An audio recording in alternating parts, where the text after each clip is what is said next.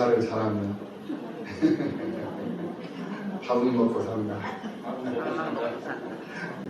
성도는 때를 기다릴 줄 알아야 합니다. 그리고 성도는 때가 되면 응답할 줄 알아야 합니다. 기다릴 줄 알고 응답할 줄 알고, 그것이 바로 성도의 진정한 모습이다 라고 우리가 평가를 해볼 수가 있을 것입니다. 누가는 오늘 본문의 이 말씀을 통해서 예수님의 뿌리와 예수님의 족보를 밝혀주시므로 예수님이 구약성경의 예언대로 이 땅에 오신 메시아이시고 구속주 되신 그리스도 되심을 증명하기 위해 예수님의 근본을 밝혀주고 있는 그 내용이 바로 오늘 본문 누가복음 3장의 말씀이 되겠습니다. 그래서 첫째로 예수님은 30세가량 되셨을 때 비로소 공적 사역을 시작하셨다라고 오늘 본문 23절 말씀에서 말씀하고 있는 것을 볼 수가 있어요. 예수께서 가르치심을 시작할 때에 30세쯤 되시니라 이렇게 말하고 있는 것을 볼 수가 있는데, 왜 예수님은 자신의 사역을 시작하시기 위해서 30년이라는 그런 시간을 기다리셨을까 하는 그런 생각을 해보지 않을 수가 없습니다. 가만히 생각을 해보니까 민수기 4장 46절 이하 48절 말씀을 보면 모세와 아론과 이스라엘 지휘관들이 레위인을 그 종족과 조상의 가문에 따라 계수를 하니 30세부터 50세까지 회막 봉사와 매는 일에 참여하여 일할 만한 모든 자, 곧 그 계수된 자는 8,580명이라 이렇게 말씀하고 있는 것을 볼 수가 있어요.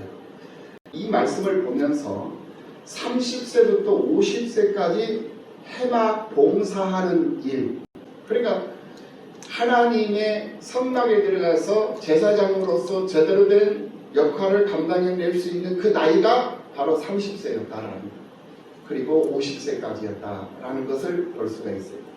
그것을 근거로 해서 예수님은 이 땅에 육신을 입고 오신 30년의 세월을 사람의 본분을 다하면서 늘 기다리고 늘 인내하면서 그러면서 함께 이 세상 사람들과 해오셨던 것을 볼 수가 있어요.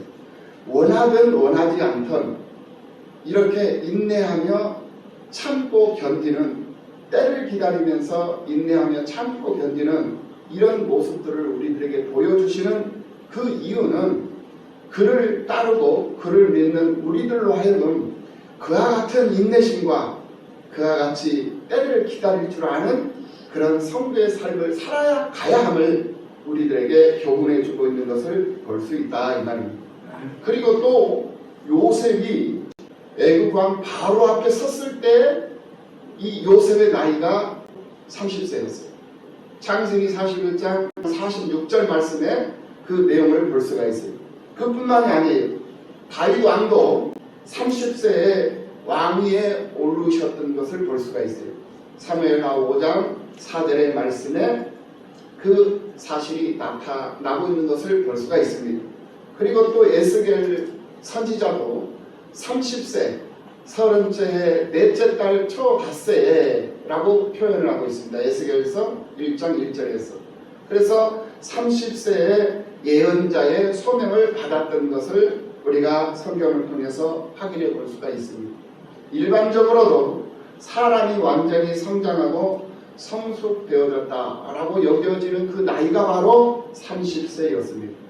모든 사람들이 일상적인 생활을 하면서 책임감을 가지고 성숙성을 가지고 살 수 있는 나이가 바로 30세였기 때문에 예수님도 세상에서 책임성을 가지고 일할 수 있는 성숙한 성인이 될 때까지 때를 기다리셨다라는 말씀이, 그래서 전도서 3장 1절 이하의 말씀, 우리가 잘 알고 있는 말씀을 보면은 범사에 기한이 있고 천하만사가 다 때가 있나니 날 때가 있고 죽을 때가 있고 심을 때가 있고 심은 것을 뽑을 때가 있나니 라고 말씀하는 것을 우리가 볼 수가 있는 것입니다.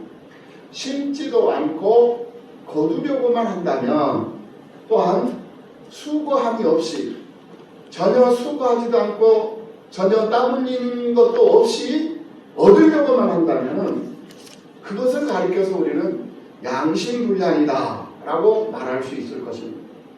심지 않은 데서 거두려고 하고 수고하지 않은 데서 땀 흘리지 않은 데서 얻으려고 하면 그것처럼 양심불량한 양심이 어디 있겠습니까? 불량한 양심, 이것이 바로 하나님 앞에는 부끄러운 것이 되는 것이고 그것이 곧 하나님 앞에 죄가 된다는 사실을 우리는 분명히 인식하고 믿음으로 세상을 살아가는 성도의 삶을 살아가야 하는 것입니다. 또한 전도서 3장 11절 이하 13절 말씀을 보면은 하나님이 모든 것을 지으시되 때를 따라 아름답게 하셨고 그러나 하나님이 하시는 일의 시종을 사람으로 측량할 수 없게 하셨도다. 12절 말씀 사람들이 사는 동안에 기뻐하며 선을 행하는 것보다 더 나은 것이 없는 줄을 내가 알았고 13절 사람마다 먹고 마시는 것과 수고함으로 낙을 누리는 그것이 하나님의 선물인 줄도 또한 내가 알았도다. 이렇게 말씀하고 있는 것을 보게 됩니다. 우리가 때를 따라 잘 살아온 이 모든 것이 다 하나님께서 우리에게 주신 선물 때문이었다라는 거예요. 하나님이 우리에게 주신 그 선물 때문에 내가 잘 먹고 잘 마시고 내가 수고할 수 있는 것이고 내가 그 수고함으로 낙을 누리며 세상을 살 수 있게 되는 것이다 라는 말이에요. 이것이 다 하나님이 우리에게 주신 선물이었다라는 거예요. 이 사실을 믿으시기를 예수님의 이름으로 축복합니다. 그러므로 우리는 사시사철 봄, 여름, 가을, 겨울 때를 따라 늘 변함없는 모습으로 하나님을 찬송하고 하나님을 늘 가까이 하면서 하나님을 즐거워하는 삶을 살아야 하는 이유가 바로 여기에 있는 거예요. 우리 하나님은 우리에게 늘 좋은 것으로 선물해 주시는데 우리는 하나님 앞에 무엇으로 보답하면서 세상을 살아가고 있습니까? 하나님을 외면할 때가 너무나도 많습니다. 어찌 그뿐입니까? 하나님을 잊어버리고 살 때가 너무나도 많아요. 주의를 성수하지 못하고 하나님 앞에 성도된 본분을 다하지 못하며 살아가는 그런 연약한 그런 모습으로 우리가 세상을 살아갈 때가 얼마나 많습니까? 언제까지 우리가 연약한 모습으로 하나님의 보호를 받기 위해서 세상을 살아야 하는지 우리는 반성해야 돼요. 그래서 우리 하나님은 우리에게 성장하라고 그래요. 장성한 분량에 이르라는 거예요. 날마다 하나님 말씀 먹고 하나님 노래하고 훈련받고 양육받아서 성장하라는 거예요. 그래서 하나님 나라를 지키는 그런 파수꾼이 되고 하나님을 노래하고 하나님을 증거하는 그런 증인으로서의 삶을 살아가라고 우리에게 계속적으로 우리에게 요구하고 계시는 것이 우리 하나님, 우리를 향하신 하나님의 뜻이다라는 거예요. 1년이고 2년이고 10년이고 20년이고 30년이고 40년 예수 믿으면 뭐하냐고요. 늘 하나님 앞에 연약한 존재로 있어 성장하지도 못하고 장성하지도 못하고 항상 그 상태로 있는 거예요. 이거는 미성숙한 아이가 되어버리는 거예요. 성숙하지 못한 아이. 이런 아이들은 장애를 가지고 있는 아이들이에요. 영적 장애를 가지고 있는 우리의 모습을 한번 되돌아보시기 바랍니다. 하나님 앞에 부끄러워. 이거는 하나님이 우리를 보시고 기뻐하시는 것이 아니라 하나님이 우리를 보시고 근심하시게 됩니다. 하나님의 근심덩어리로 세상을 살면 안 된단 말이에요. 하나님의 기쁨으로 세상을 살 수 있는 여러분들이 되시기 위해서 예수 그리스도의 장성한 분량에 이르기까지 점점 자라가는 그런 기쁨의 역사가 있기를 예수님의 이름으로 축원합니다. 때를 기다리셨던 예수님은 사람들이 사는 세상에서 철저하게 자신의 의로움을 확증시키셨고 날마다 자신이 해야 할 일들을 결코 소홀히 여기거나 안일했다거나 게으름을 피우지 않았다라는 것입니다. 세상 직업으로는 목수로서의 본분을 다하면서 살았던 예수님의 모습을 볼 수가 있어요. 가족에 대해서는 육신의 아버지였던 요셉이 일찍 죽음으로써 가족의 가장으로서의 삶을 살았던 것을 볼 수가 있습니다. 이렇듯 육체적인 성장이나 정신적인 성장이나 영적인 성장에서 히브리서 5장 8절 말씀에서 기록된 바와 같이 그가 아들이시면서도 받으신 고난으로 순종함을 배워서 라고 말씀하시는 그 말씀처럼 인간적인 도리를 다하면서 인내로서 때를 기다리시고 겸손하게 자신의 본분을 다하면서 살았던 예수님의 모습을 우리는 확인해 볼 수 있다는 겁니다. 그로 인해서 믿음으로 예수를 바라보고 따르는 성도들이 일상적인 삶을 어떻게 살아야 하는가를 몸소 실천하면서 그것을 우리들에게 보여주신 예수님이셨던 것을 볼 수가 있어요. 그러므로 오늘 우리는 예수님의 제자들이요, 예수님을 따라가는 예수님의 사람들이에요. 예수님의 자녀들이다라는 거예요. 예수님의 백성들이에요. 그렇다면 예수님을 본받고 예수님과 같은 그러한 모습으로 그러한 심정으로 세상을 살아야 되는 것은 당연한 거예요. 할렐루야. 그것이 바로 첫 번째 우리들에게 보여주셨던 예수님의 인내하심으로서의 공적 사역을 시작하실 때까지 때를 기다릴 줄 아는 그런 예수님의 모습, 그리고 그 때가 되면 응답할 줄 알았던 그런 예수님의 모습을 우리들에게 보여주시고 오늘 누가복음 이 3장을 통해서 우리들에게 알려주심으로 해서 오늘 우리들도 때를 기다리며 살다가 때가 되면 반드시 응답할 줄 아는 그런 성도가 되어야 한다는 것을 교훈하고 있다는 것을 우리는 분명히 깨달아야 된다는 말씀입니다. 두 번째로 예수님은 다윗 왕의 자손입니다. 오늘 본문 24절 이하 31절의 내용의 말씀입니다. 하나님께서는 사무엘하 7장 12절 말씀에서 다윗 왕과 그의 씨를 통해서 영원한 나라를 약속해 주셨습니다. 사무엘하 7장 12절 말씀을 보면 내 수한이 차서 내 조상들과 함께 누울 때에 내가 내 몸에서 내 씨를 내 뒤에 세워 그의 나라를 견고하게 하리라 하시는 말씀을 볼 수가 있어요. 선민으로 하나님 앞에 구별받았던 이스라엘 백성들은 그것을 믿음으로써 인내하며 살 수가 있었습니다. 이런 소망이 있었기 때문에 이들이 참고 견디며 착취를 당하고 억압을 당하는 그런 고충 속에서도 그들은 인내하며 즐거움으로 세상을 살 수 있었다는 거예요. 그런 소망이 있었기 때문에 그런 삶이 가능했다는 거예요. 그러므로 예수님은 아브라함의 약속된 자손이요 다윗 왕의 약속된 아들이 된다라는 사실을 여기서 다시 한번 우리가 확인해 볼 수가 있어요. 이스라엘 백성들은 대를 이어서 약속된 이스라엘의 구원자를 고대하며 식민 통치의 억압과 착취의 고통들을 견디면서 살아왔습니다. 그들을 구원해 주실 메시아가 이 땅에 오셨는데 무엇으로 그것을 증거하여 그들로 믿게 해야 할 것인가 하는 방법을 찾은 것이 바로 예수님의 뿌리가 다윗 왕과 아브라함과 아담에까지 거슬러 올라간다는 사실을 입증해내는 방법이었던 거예요. 그래서 이 족보를 통해서 밑에서부터 요셉으로부터 시작해서 아담과 하나님까지 올라가는 거예요. 그래서 예수님께서 이 정통성을 가지고 이 세상에 하나님의 자녀요 하나님의 족보 속에 있는 정통성을 가지고 있는 메시아요 구원자요 구속주라는 사실을 이 땅에 오신 구속자라는 사실을 이 족보를 통해서 분명하게 확증시켜 주시고 입증시켜 주고 있는 내용이 오늘 이 본문의 말씀이다라는 말이에요.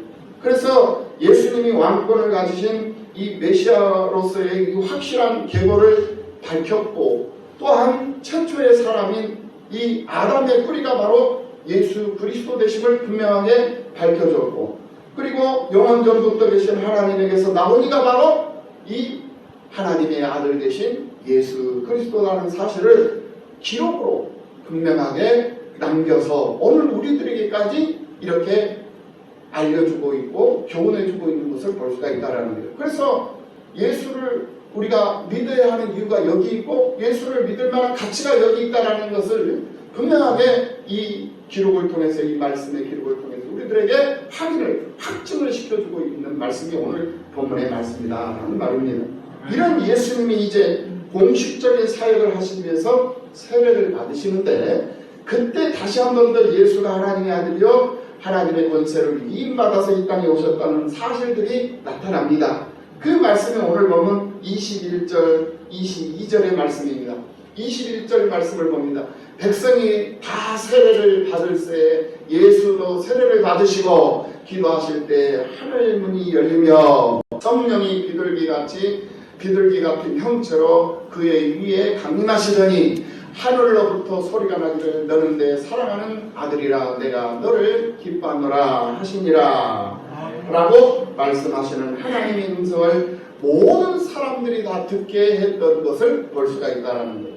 그래서 모든 사람들 앞에 세례 요한에게 세례를 받으러 온 사람들이 구름대처럼 몰려왔어요. 그 구름대처럼 몰려온 그 사람들 앞에서 이는 내가 사랑하는 아들이다 라고 하나님께서 분명하게 이 많은 사람들 앞에서 증명해 주었다는 거예요. 그리고 내가 그를 기뻐하노라, 내가 그 예수, 내가 너를 기뻐하노라 라고 말씀하고 있다는 거예요. 그러니까 예수님은 그 전에도 얼마든지 하나님의 아들로서 하늘의 권세를 가진 권세자로서 모든 일을 다 주장할 수 있었어요. 모든 것을 다 할 수 있었어요. 그럼에도 불구하고 30세가 되기까지 자신의 모든 것을 이렇게 드러내지 아니하고 인내로서 참고 견디고 때를 기다리셨다라는 거예요. 그러니까 오늘 우리들이 이것을 배워야 한다는 거예요. 모든 만사, 모든 천하 만사가 다 때가 있고 범사에 기한이 있다. 때와 기한을 기다리라는 거예요. 그 때를 기다리면서 뭐를 해야 되느냐? 자신을 갈고 닦으라는 거예요. 자신을 갈고 닦아서 그래서 정말 멋지게 쓰임을 받을 수 있는 그런 때가 되면 그때 가서 멋지게 쓰임을 받을 수 있는 멋진 사람들이 되라는 거예요.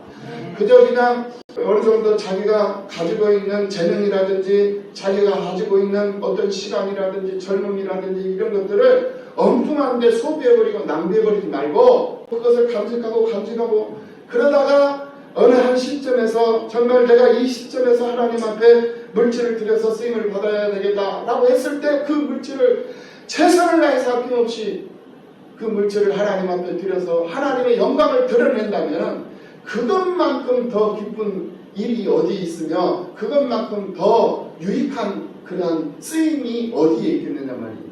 그래서 예수님이 바로 그렇게 쓰임을 받으시기 위해서 자신의 모든 역량을 최대한으로 집결하고 그리고 기다리면서 그러면서 인내하면서 기다리셨다는 거예요.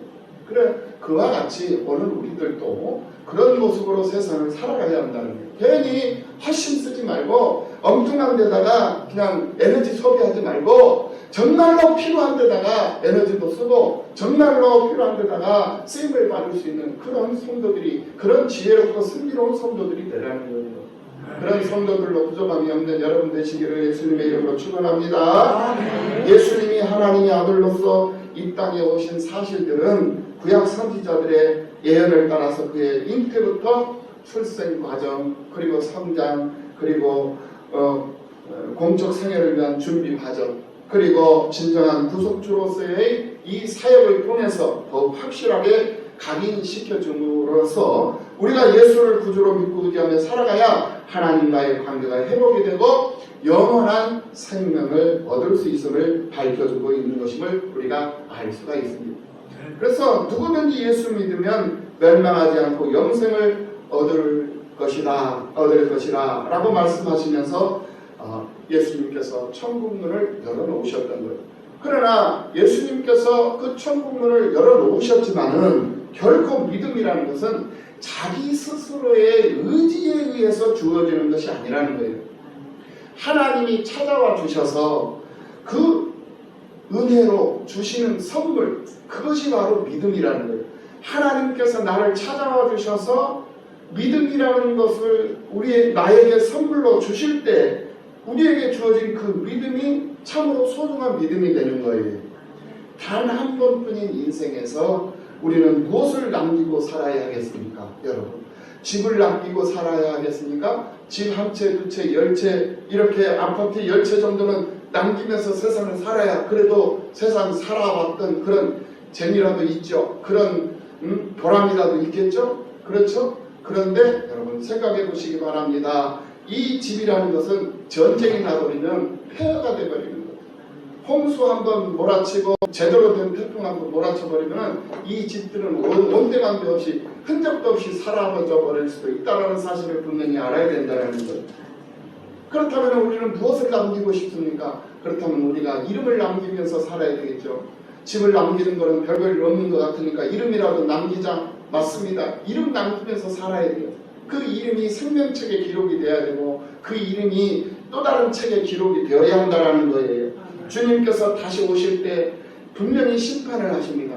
그 심판하실 때 생명책에 기록된 자는 생명책에 기록된 대로 또 다른 책에 기록된 자는 또 다른 책에 기록된 행위대로 그 이름을 따라서 심판하신다는 사실을 분명히 말씀해주고 있는 것을 우리는 분명히 확인해 볼 수가 있습니다.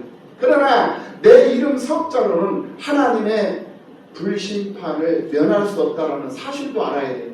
그러니까 이 땅에 의해서 각자의 이름으로 각자의 삶을 사는 것이 세상 사람들의 삶입니다. 자기 이름으로 세상 사람들은 자기 이름으로 세상을 살아요. 그래서 자기 이름으로 세상을 사는 사람들은 누구도 하나님 앞에 구원받을 수가 없어요. 그러나 우리 예수 믿는 사람들은 자기 이름으로 세상을 사는 것이 아니에요. 누구 이름으로 세상을 살아야 된다고? 예수님 이름으로 세상을 살아야 되는 거예요. 예수님의 이름으로 세상, 내 이름으로 세상을 사는 게 아니라는 말이에요. 그래서 우리가 세상을 살아도 예수 이름으로 세상을 살아야 하고 우리가 무슨 일을 해도 예수 이름으로 일을 하는 거예요. 자기 이름으로 하는 것이 아니에요. 이 세상에서는 자기 이름을 드러내기 위해서 현황이 되어 있지만은 교회 안에서는 믿음 안에서는 자기 이름을 드러내면 안 되는 거예요. 예수 이름이 드러나야 된다는 거예요. 그래서 우리가 살아도 예수를 위해서 살고 죽어도 예수를 위해 죽는 것 아니겠습니까? 그렇게 우리가 살면 생명책에 누구의 이름이 기록이 됩니까? 세상 이름이 기록되는 게 아니에요. 생명책에 바로 나를 대신해서 나와 함께 살아주신 예수의 이름이 생명책에 기록이 되는 거예요. 그래서 우리가 내 이름으로 하나님 앞에 가는 것이 아니라는 거예요. 내가 예수의 이름으로 하나님 앞에 가는 거예요. 할렐루야. 믿으시기 바랍니다. 그래서 예수가 좋은 거예요. 세 번째로 그러므로 만사를 우리는 예수의 이름으로 시작하고 예수의 이름으로 끝을 맺어야 한다는 여러분 생각해 보시기 바랍니다. 가룟 유다는 예수님으로 시작을 했지만은 그 끝이 어땠습니까? 배신으로 끝나버렸어요. 스스로 자살을 하는 자기 자신을 살인하는 살인자가 되어버린 거예요. 자살은 자기를 죽이는 거예요. 자기를 살인하는 거예요. 즉 자살을 한 사람은 살인자예요. 그래서 하나님 앞에 영벌을 면치 못한다라는 거예요. 살인자의 제목을 가지고 있기 때문에 말이에요. 그래서 예수님으로 시작을 했으면 예수님으로 끝나야 되는데 예수님으로 시작했던 이 유다는 결국 살인자로 끝나버린 거예요. 배신자로 끝났다는 거예요. 구약에 나오는 사울왕은 어떻습니까? 이스라엘의 초대왕 사울왕은 하나님으로 시작했어요. 그런데 그 끝은 무당과 악신으로 끝나버렸어요. 그것이 이스라엘 초대왕이었던 사울왕의 최후였던 거예요. 삼손은 어떻습니까? 여러분 우리가 잘 알고 있는 삼손은 하나님으로부터 시작했다가 인간의 실패로 끝을 맺었어요. 그리고는 최후의 마지막에 다시 하나님으로 끝을 맺었던 것을 볼 수가 있습니다. 그런데 여러분 똑같은 인생을 살았는데 아브라함은 어떻습니까? 아브라함은 하나님으로부터 시작해서 하나님으로부터 끝났어요. 이것이 우리들에게 시사하는 의미가 가장 크다라는 것을 우리는 분명히 알아야 된다는 거예요. 여러분들은 어떻게 하실랍니까? 가룟 유다처럼 사울왕처럼 하실랍니까? 삼손처럼 사실랍니까? 아브라함처럼 사실랍니까? 여러분 아브라함처럼 만사를 하나님으로 시작하고 하나님으로 끝을 맺는 그런 기쁨의 나날들이 넘치는 여러분들의 삶이 되시기를 예수님의 이름으로 축복합니다. 네 번째로 깨닫고 변화하라는 거예요. 예수를 믿었으면 깨달아야 돼요. 깨우쳐져야 된다는 거예요. 그리고 그 깨달음으로 끝나는 것이 아니라 삶 속에 그 깨달음이 적용이 됨으로 해서 변화가 나와야 돼요. 변화됨이 보여져야 된다는 거예요. 예수를 믿을 때하고 예수를 믿지 않을 때의 모습이 똑같아 버리면 안 된단 말입니다. 달라져야 돼요. 달라져야 돼요. 행위가 달라져야 되고 삶이 달라져야 되고 언어가 달라져야 돼요. 말하는 그 습관이 달라져야 되고 움직이는 이 생각, 이 움직이는 모습 자체만도 달라져야 돼요. 달라지는 모습들이 분명하게 상이하게 보여져야 돼요. 나타나야 된다는 거예요. 여러분 한번 생각해 보십시다. 야곱이 변해서 무엇이 되었습니까? 이스라엘이 되었어요. 사울 청년이 변해서 뭐가 되었습니까? 사도 바울이 되었지 않습니까? 아브라함이 아브라함으로 변했어요. 시므온이 무엇으로 변했습니까? 베드로로 변했어요. 무익한 자가 유익한 자로 변하고 미워했던 사람이 사랑하는 사람으로 변화돼요. 밉상인 사람이 사랑스러운 사람으로 바뀌어주고 늘 저주만 하고 늘 쌍욕만 하면서 세상을 그런 불평불만하면서 살았던 그 사람이 이제는 불평불만이 사라져버리고 선한 말만 하고 살려주는 말만 하고 높여주는 말만 하고 섬겨주는 말만 한단 말이에요. 이기적이었던 사람이 이타적인 사람으로 바뀌어져요. 자기중심적이었던 사람이 다 옆사람 중심적인 사람으로 바뀌어져 버리더라는 거예요. 이것이 바로 회개하고 깨닫고 변화된 사람의 모습이라는 거예요. 교회 안에서도 자기중심적으로 모든 것을 다 하고자 했던 그런 습관을 가지고 있던 성도가 예수를 제대로 만나고 성령 충만함으로 바뀌어지니까 변화의 모습이 보여지는 거예요. 이제는 자기중심적으로 하는 것이 아니라 내 주변에 있는 사람 중심으로 한다 이거예요. 이제는 자기 주관으로 자기 습관대로 자기 방식대로 어떤 일을 진행하려고 하는 것이 아니라 다른 사람의 의견을 존중해주고 다른 사람의 의견에 맞춰서 해보려고 하는 그런 노력을 하면서 사람이 달라지고 변화되더라고요. 이런 변화가 와야 되는 생활의 변화, 삶 속에서 생활의 변화가 오고 인식의 변화가 오고 생각의 변화가 오고 그리고 미래에 대한 소망의 변화, 가치관의 변화가 오는 것이고 그 가치관의 변화로 인해서 그 사람의 인생관이 달라지는 것이고 그 사람의 인생관이 달라짐으로 인해서 그 사람의 세계관이 달라지는 것이고 그 세계관이 달라지고 변화됨으로 인해서 그 사람의 우주관이 달라지고 우주관이 달라지는 그 사람의 영혼관이 달라지는 거예요.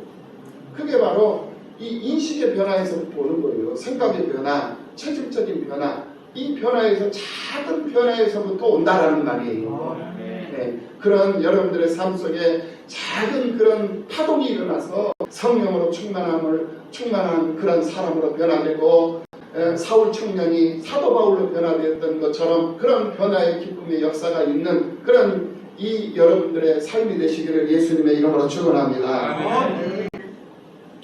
시작은 좋은데 끝이 안 좋은 사람들이 많이 있어요. 어떤 분들이 있습니까? 성경에 보면은 아나니아와 사피라 부부가 그렇습니다. 아나니아 사피라 부부도 성령 충만한 부부였습니다. 성령 충만한 부부였는데 끝이 안 좋았어요. 자신의 모든 재산을 다 팔아서 다른 사람들이 다 그렇게 하니까 자기 의지와 상관없이 자기들도 그렇게 했던 거예요. 그런데 그렇게 하려고 하니까 아까운 거예요. 돈 몇 푼이 아까운 거예요. 그래서 그 돈 몇 푼을 갖다가 숨겨놓은 거예요. 차라리 하지 않았으면 괜찮았을 텐데 다른 사람들이 하니까 자기 체면에 안 할 수는 없고 그래서 어쩔 수 없이 억지로 했어. 억지로 한 것이 그것이 그 사람에게는 화가 되버린 거예요.